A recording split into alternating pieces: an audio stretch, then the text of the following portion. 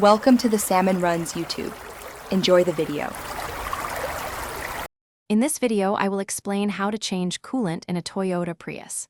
First, ensure your engine is completely cool before starting any work.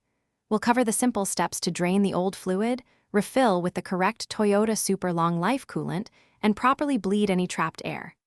This easy method helps maintain your hybrid's efficiency and prevents overheating, extending its lifespan. You'll find this process straightforward with just a few common tools. Before you begin, gather your essential tools like a drain pan, a funnel, and a 10mm socket. Most importantly, confirm your Prius engine is completely cool to avoid serious burns from hot coolant or steam.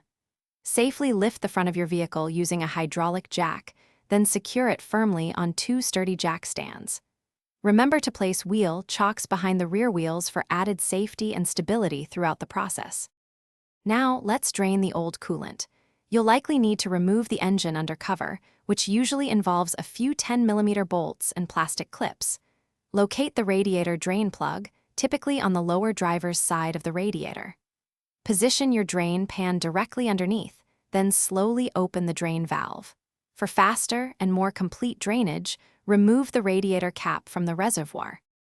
Once the old coolant has drained, close the radiator drain plug securely and reinstall the undercover.